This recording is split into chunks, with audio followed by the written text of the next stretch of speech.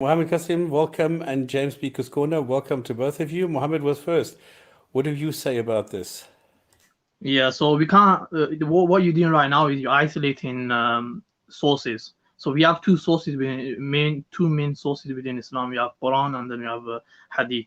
Within the Hadith, we find various narrations telling us that this particular word, which is daraba, the root word is daraba. The literal meaning is not beat, it's hit. So this hitting, the Prophet says that this is without harm. This you can find this in Sunan al-Tirmidhi. It says this hitting is striking without causing pain. Then we also have another narration where, let me just quote two more narrations. It says many women have come to the family of Prophet of Muhammad. So this is the Prophet saying this. He said many women have come to the family of Muhammad, complaining about their husbands striking them. These men are not the best among you. And then we have another narration where it says, how does one of you strike his wife as he beats the stallion camel and then embrace her? So this is in Bukhari. And another narration where let me just finish. There's another narration where the Prophet is telling a woman not to get married to a man who frequently beats women, and he advises her to marry another person who doesn't beat. So from this we can clearly see this hitting is not with harm, so it's not supposed to cause pain, it's not supposed to cause any harm. So this is symbolic. It's supposed to be a gentle tap or kind of shake that person and make them get to make them understand the seriousness of the situation. And it's actually a restriction. You didn't hear what I said in the beginning, that this makes it even worse. That this is such a condescending gesture that it makes the woman look like a stupid fool, that she doesn't understand that now you need to tap her. Come on. That is surely, number one, highly dishonest, number two, highly misogynistic, and three, a total cop-out. When for 1,000 years, all of the scholars said it is beat them, scourge them. And nobody came with this thing, well, Muhammad didn't, and maybe tapped them lightly, and maybe with the mishwak and things like that. And now suddenly, in the 21st century, you come along and you say, well, there are some other opinions about this. Forget about the Quran. We don't care about the Quran. We know better what God wanted. I want to share with you what I learned from him and my own thoughts on it. But before I do, most of the time when we talk about this ayah, we're like explaining this to non-Muslims. Yeah. Which is so ingenuine, dude. We need to have a conversation about this with Muslims. Yeah. This is our faith. This is our book. This is what we believe. I believe every single ayah is perfect. Every single ayah could not be any better than it is. It's the most beautiful gift of Allah on this earth. No ayat should be considered a curse. No ayat should be considered negative or, why is that here? Yeah. Because if you even question, why is this here? You're questioning the idea of Allah revealing Himself. Like the idea of Allah sending revelation. The greatest gift ever given. Ar-Rahman allama al-Quran. The unimaginably merciful is the one who taught the Quran. Even if you question or you think less of one ayah, what good is your iman? Where'd it go? So protecting the integrity of this ayah to me is like fundamental, because if, and many Muslim women I've met have a problem with this ayah. And their concern is legitimate. But to have a problem with an ayah and you're Muslim, there needs to be something resolved here. Because I have a problem understanding this ayah, which is a little bit different from, actually no, it's a world different from, I have a problem with this ayah. That's a crime. That's about faith itself, But how does one understand it? That's the thing, right? Let's help people understand it. So first and foremost, every surah is perfect. You cannot take an ayah out of a surah, put it in a different surah. That's the first thing, right? So this belongs to Surah An-Nisa. This means it does not belong in Surah Al-Ma'idah or Tawbah or Baqarah, or it belongs in Surah An-Nisa. And Surah An-Nisa is a perfect conversation orchestrated by Allah, intended as such. In other words, the first thing when we understand an ayah is which surah is it placed in, what conversation is it a part of. So Surah An-Nisa has a number of legal instructions. It talks about another big subject for a lot of people, polygamy. It talks about inheritance law. It talks about the punishment of adultery. It talks the early punishments for adultery, at least. It talks about exceptional cases. It talks about who is it haram for you to marry. Now, you know what all of those things have in common? Every one of them, when Allah talks about them, He talks about the most unusual cases. That's the common thread that ties all of these together, the most unusual cases. First unusual case, if you were raising 4 girls as orphans, and they gained a certain age, and they're not your mahram, they're not part of your family, you're allowed to marry one of them, or 2 of them, or 3 of them, or whatever. Is that a usual case? Somebody raising 4 orphan girls? Or even polygamy, when it's talked about, which is a separate subject, it's talked about in the most unusual circumstance. You see what I'm saying? Even more unusual. Like, it's uncomfortable even to listen. حُرِّمَتْ عَلَيْكُمْ أُمَّهَاتُكُمْ وَبَنَاتُكُمْ وَخَالَاتُكُمْ. Your mothers are haram for you to marry. Your aunts, your daughters are haram for you to marry. Your aunts are... Why would Allah say that? He's not talking about normal circumstances. He's talking about psychologically disturbed, weird people out there. Some crazy case can happen, so this needs to be spelled out. See, the thing with law is not for law-abiding citizens. Actually, laws are for criminals. They cover the periphery of society, not the main center of society. That's what Surah An-Nisa is doing. It's actually covering the outlying crazy case situations. Here's what you're going to do. Now you know how to deal with these extreme situations, which automatically covers all the normal situations, right? If you keep that in mind, then you get to this ayah. And even that hit them is part of a very long ayah, which begins with men are caretakers of women. Now tell me, caretaker, qawwam, the same word shares a root with the name of Allah, qayyum. Allah is the caretaker of everything. Do you imagine Allah is caretaker hitting, striking? No. Is that part of His care? No. That's not the thought that comes in your mind when you think of taking care. It's already being negated as the ayah begins.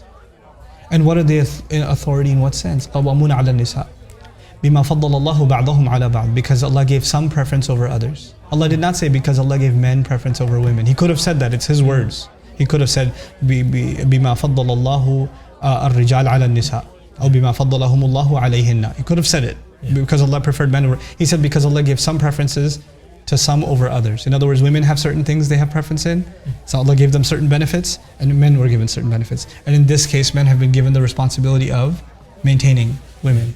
Okay, fine. وَبِمَا أَنفَقُوا مِنْ أَمْوَالِهِمْ. And because of what they spend from their money. فَالصَّالِحَاتُ قَانِتَاتٌ حَافِظَاتٌ لِلْغَيْبِ بِمَا حَفِظَ اللَّهِ.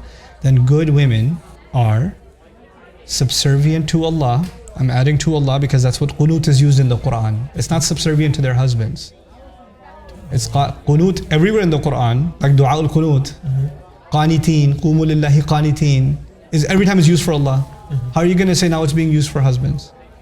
Good women are subservient to Allah.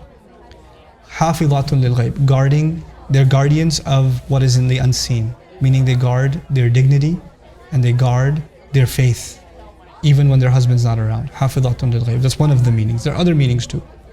Bima hafizallah, on account of what Allah decided that should be guarded.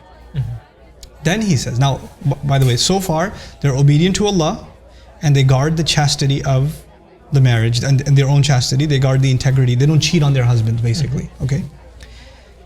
Now He says, وَاللَّاتِي تَخَافُونَ نُشُوزَهُنَّ. And as for those from whom you are afraid of their uprising. That's the next part. Now, I asked Professor Abdul Halim, what is this uprising? Because this uprising is used later on in the surah when a man is abusive to his wife.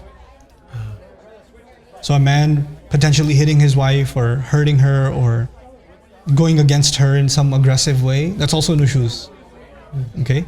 وَإِنْ إِمْرَأَةٌ خَافَتْ مِنْ بَعْلِهَا nushuzan. If a woman was afraid from her husband of an uprising, meaning some kind of outrageous behavior. The question though is, what is outrageous behavior for women? Now some people say outrageous behavior for women is, I asked her to put 2 spoons of chai, she put 3. Idrazra. That's nushuz. Quran says that's an uprising. Or she raised her voice. So I asked Professor Abdul Halim, what is nushuz? And he's like, you know the ayah? It has a contrast. Here are good women, and here are women that have an uprising. Which means they do the opposite of what good women do. Good women are subservient to Allah. This woman has now started defying Allah. Good women are loyal to their husbands. This woman is now what? Cheating on her husband. And the husband says, Allah says to the husband, if you're afraid that she's doing this, not that she is doing it, but you're afraid that she's doing it. She hasn't done it yet, but he's developing a fear, and it's getting bigger and bigger. And وَاللَّاتِي تَخَافُونَ as opposed to خِفْتُمْ, not you were afraid, but you continue to be afraid. In other words, he's getting suspicious, and he's getting more suspicious, he's getting more suspicious. It's lingering, he notices things about her that he's like, what's going on here? And so he said, Allah says, فَعِظُوهُنَّ, then give them advice. Listen, something's happening. Why are you going out late at night with makeup on? Or what's going on? Tell me what's going on. I need to know. Try to counsel them. Doesn't work. You tried it regularly, didn't work. وَهْجُرُوهُنَّ, leave the bed. Abandon them. Fil madaji', in the beds. Don't sleep with them. You're disgusted by what you know is, the fear is growing. You haven't seen anything, but the fear is growing. It's gotten really, really bad. Now it gets to the worst case. The worst case is she's actually caught. He sees her with another man. Something crazy. And he sees this and he loses his mind. And what does he do? He hits her. By the way, let's take Muslim out of this. Some dude, not even married, with his girlfriend, he sees another man. What did you do? Yeah. Is that a natural a girl would do it, a guy would do it? Yeah, snaps. You snap. Now he hit her, or he pushed her, something he did, and he feels bad. Yeah. How could I have done that?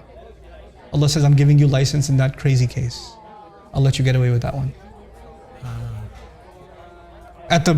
If you look at by the way, when I discussed this, Professor Abdul Halim, right? Remarkable Quran scholar. He's the one sharing this with me, and I'm like, whoa, I ain't never heard that before. So that night, I had dinner with a bunch of scholars, traditional scholars. I'm not going to name them, I don't want to blast anybody. And I was the only dressed like a kafir and they're all traditionally dressed ulama, and so I was like, let's stir up some trouble around here. So I was studying the ayah about hitting women with Professor Abdul Halim this morning. And they're like, really? What did he say? And I shared this with them. This is actually it's restricted only to a case of repeated and perpetual infidelity from a wife, and it drives the man nuts, and then he eventually ended up losing his cool. And Allah says, people get killed over this sort of thing, by the way.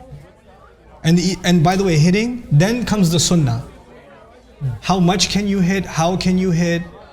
The Prophet ﷺ, the sunnah will dictate that you can't actually hit hard ever. Yeah. You can't ever, hit in a way that even the skin would turn red and tap or whatever. That's a separate problem. But this is restricted to the craziest case. It's not the norm. It's not the norm. So I said that. That is not the norm. That is the exception. And to use that as a norm is a crime against the Quran. How'd it go? I'm expecting fireworks. Yeah. The senior guy among them, you know what he says? Makes sense. We believe that too. Oh, wow. And I was like, no. You do? He goes, of course. I was like, why don't you ever say it? I literally just called him out. I couldn't help myself. Why is this the first time I'm learning this? Yeah. And he says, people aren't mature enough to learn these things yet, and they won't be able to, people might take advantage of it. And I was like, seems like that is disturbing, Sheikh man.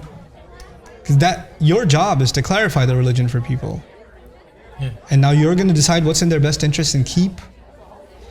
It's just messed up. But there are other interpretations. Now don't even hit them, just go away from them. Yeah. I'm not as convinced of them from linguistics perspective. Right? Mm-hmm. But from the context. Now here's the thing. فَإِنْ أَطَعْنَكُمْ, if they start obeying you. The question is, if you think your wife is cheating on you, why don't you just leave her? Yeah. Because ayat in the Quran are there. If you think she's, you can accuse her, you can do. Now if you accuse in a Muslim society, then you're going to accuse and they're going to go to court and the entire family will be humiliated and she might even be executed, whatever. Yeah. Proceedings are going to happen. And if she doesn't want to admit to it, she'll have to declare that Allah's curse should be on her if she's lying. Mm-hmm. Do you hate her that much that you want Allah's curse to be on her forever? And maybe there are kids involved, there's other family involved, there are emotions involved. Maybe you don't want to leave her. Maybe you want to move on from this incident. So he says, if they start obeying you, then don't make a case against them again. فَإِنْ أَطَعْنَكُمْ فَلَا تَبْغُوا عَلَيْهِنَّ سَبِيلًا. Start over. Don't bring it up again. Move on. If you're gonna move on, then you better move on. Wow. Don't ever bring it up again. إِنَّ اللَّهَ كَانَ عَلِيًّا كَبِيرًا. Allah is the ultimately high. Why did Allah say it in this ayah? Why did He say He's the ultimately high? Because Allah did not give you the height. He's the ultimately high. He's the big one. He's Kabir, not you. He put the man in his place at the end of this ayah. Now, from the context, this ayah is actually not about hitting women at all. It's about protecting the fidelity and the loyalty inside a marriage. That's what it's about. And what a man is afraid of that's happening. By the way, why use the word fear? If somebody says, I'm afraid of the uprising of my wife, fear, by the way, is she put too much chai? I'm so scared. Yeah. It's not something you're scared of. That's something you're mad about. Yeah. It's an inconvenience. But if a husband thinks his wife is cheating, is he scared? Yeah. Yeah. The word fear in any other interpretation doesn't add up. How are you afraid that she leaves the bathroom door open? How are you afraid that she raises her voice? That has nothing to do with fear. Yeah, that's actually a position of power. That's a position of power. And the position of power has been taken away at the end. Can you imagine how much abuse of Allah's word is being done in His name? And then look, it began with qawamun, right? Caretakers, which already tells you, why would you hit someone when you're their caretaker? And then ayat right after? Oh, وَاعْبُدُوا اللَّهَ وَبِالْوَالِدَيْنِ إِحْسَانًا وَبِذِي الْقُرْبَى وَالْجَارِ ذِي الْقُرْبَى وَالْجَارِ ذِي الْجُنْبِ. Oh, what? Be the best to your parents, be the best to close relatives, be the best to your neighbors, be the best to people you live next door to, your next door neighbors, and also the people you commute next to. وَالصَّاحِبِ بِالْجَنْبِ. The one who's sitting next to you on a plane or on a bus or on a camel, or be the best to them. Okay, be the best to everyone else, just smack around your wife, huh? What? I don't even understand how they can, this kind of abuse is something Allah talks about in the Quran. الَّذِينَ جَعَلُوا الْقُرْآنَ عِضِينَ. They took the Quran and they tore it to pieces. They tear this piece out, hit them. They tear that piece out and the rest of the speech doesn't even matter to them. And that's the crime they commit. SubhanAllah. Because I think it's self-serving. Sometimes that's exactly right. It's such a big problem that if you're gonna hit people, you've got an issue. Yeah. Don't drag the religion into it. Yeah. That's your psychological trauma. You've got a serious problem. You need psychiatric help. Yeah. And if women are being hit, they better seek protection. They better seek counsel, share it with someone, as embarrassing as it is. Because when there's physical abuse, what comes with it is psychological abuse. So the guy will make her feel like scum. He'll make her feel like she deserves it. She'll start thinking she deserves it. They're so beat sometimes, they actually think they deserve it. It's good for them. Yeah. That's the height of psychological abuse and trauma, right? And those kinds of women, they need to, if a woman finds herself in that situation, she needs to get help. She needs to get family involved. I don't want to tell you, I don't want to disturb my parents. Yes, you do. Go disturb your parents. Your mother bore a lot heavier than this. She gave you birth. She almost died. So if you're worried about bothering your mom, she's already been bothered way more than you can ever imagine. Go tell your mom. Tell someone, help deal with it as a family. If not, just at least go to a professional, somebody outside. But this should not go unanswered. And nobody should ever think nobody else cares. Because that's what the abuser does. Yeah. Abusers, as they abuse you, they tell you, who's going to care about you? Yeah. Who cares about you? I'm doing you a favor. That's how they frame it. And they just develop this unfortunate mindset that keeps them imprisoned, not only in that relationship, but even in their mind, they're imprisoned. And that needs to be just broken. Yeah. SubhanAllah.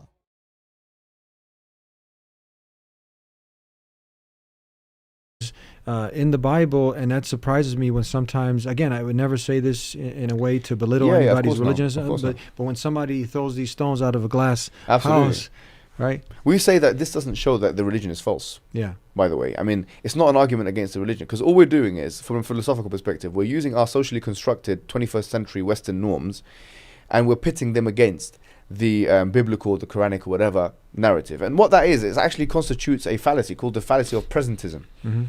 The fallacy of presentism is using present ideas of the 21st century narrative to try and actually disprove other things which are moral based. Well, that's actually anachronistic. In other words, you're using a present idea to superimpose it on a, let's say, a previous society or whatever it is. Well, that doesn't show that your idea is true and their idea is false. Mm-hmm. It just shows that you have a value judgment, a subjective aesthetic value judgment, which happens to differ from that which existed beforehand. But in any rate, I mean, a lot of these things are misconceptions. Like you were mentioning the verse in the Quran about beating and these things. Mm-hmm. And just to kind of quickly summarize this verse, it's really interesting because this verse starts off by saying, it's chapter 4 verse 34, it says, وَإِنْ خِفْتُمْ نُشُوزُهُنَّ فَعِذُوهُنَّ وَهْجُرُوهُنَّ فِي الْمَضَاجِعِ وَاضْرِبُوهُنَّ. So وَإِنْ أَطَعْنَكُمْ فَلَا تَبَغُوا عَلَيْهِنَّ سَبِيلًا. Allah subhanahu wa ta'ala says, if you fear their nushuz, i.e. your wives, nushuz is rebellion, and it can take different forms. Now, the first thing I would say to someone who's asking this question is this, as follows, really. I mean, I would say to someone, let's say, for example, who is, I'm not going to say a feminist, or someone who believes in women's rights, anyone, right? Say to them, do you believe that in all cases, a man, a husband, can never touch a woman against her will? In all cases, absolutely all cases. She might say, yeah, I don't believe in any case it's justified for a woman to touch her husband against his will. A husband to touch her wife against her will in any physical way. So I'll say, okay, fine. What if she's killing the child or endangering the child's health in a dramatic way? And by the way, this is not an anomalous example, because if you find the NSPCC, which is a British charity which deals with children's health and things like that, it actually reported that the majority of fatalities or deaths of children are from women, not because the women are worse than men or more evil than men, or as the Bible indicates in Genesis, but it's actually because women have more interaction time with their children. Generally speaking, as mothers have more interaction time with their children. So this is actually a real case study. If we see a mother, because we're here looking at the philosophical or epistemological roots, if you see a mother, if a husband sees his wife abusing the child, is he allowed to intervene and physically touch a woman against her will? Yeah, the feminists will turn around and say, yeah, probably. We're not objecting to that. Say, fine. So now we have to understand that we've broken the original thing that we've said, because originally we said that absolutely no, there is no case in which a man can touch a woman against her will.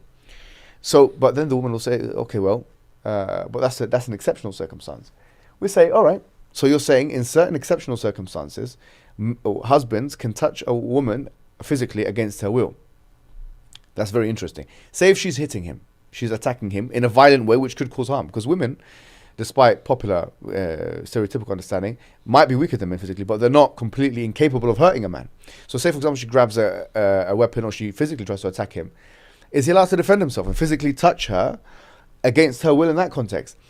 So let's say a fair-minded feminist will say, yeah, okay, he can do as much as it needs, as he needs, in order to get her off him. So I would say that if that is the case, then we've agreed already. And then say, why is that? Why have we agreed? So, well, the reason why we've agreed is actually because this verse is not telling a man how to beat up his wife. It's not. In fact, the Prophet explicitly told us in a hadith in Tirmidhi, لا تضربوا إماء الله. Do not hit the women's servants of Allah. Do not hit them. So if anyone says, okay, well, Islam's normative position is to go and hit the wives to discipline them or something, this is against the Quranic and Islamic or Hadith narrative. This verse is not telling a man how to hit or beat up his wife. This is telling how a man or a husband how to defend himself against his wife. Because the thing is, the nature of man is that a man is prone to, in a more biological, predetermined way, to a kind of aggressive behavior. So this Quranic injunction, these 3 steps, warn, abstain from sexual intercourse, and then you can apply daraba, which we can explain later on, or I've already explained in a couple of videos of mine, which maybe I don't want to descope this discussion. Then you can do this, right? So someone might argue then, how comes it's not mentioned, this word is not mentioned in relation to women?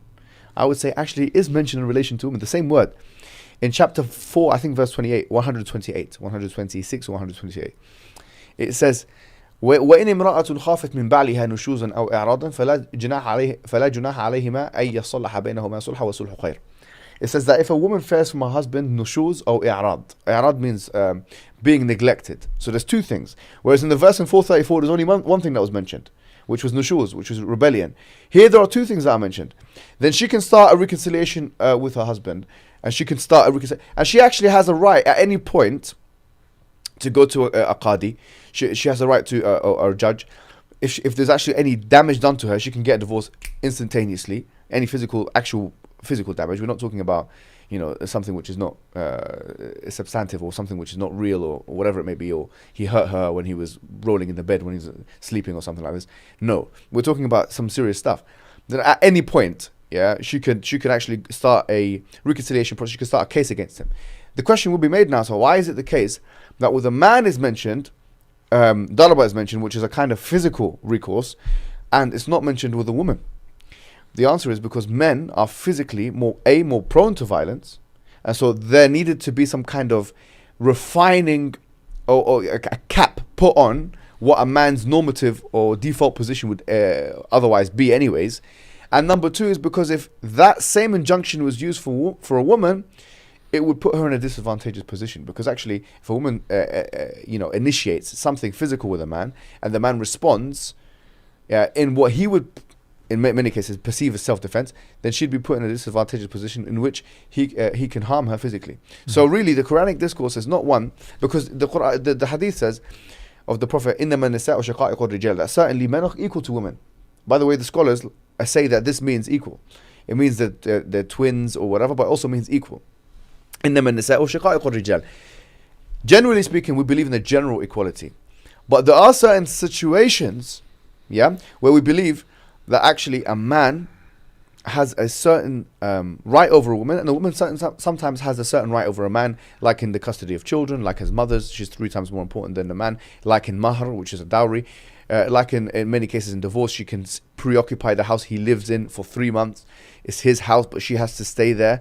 There's so many things we can actually list that a woman has a right over a man in, and the opposite is also true in Islam. So there are some exceptional circumstances. And by the way, this is not even against Western society, because frankly, Western civilization has made exceptions for women in certain things. Maternity leave, the army. There's been so many drafts for men to go to the army. There's no all-women draft in the history of America, really. But there's been all-women armies. So there's so many things here we can say. But the point is, in a nutshell, a lot of these misconceptions is because they're approaching the Quran with their lenses, right? And if they want to have a genuine understanding of the Quran, they have to understand the Quran from what it's telling us rather than what we're trying to superimpose on it.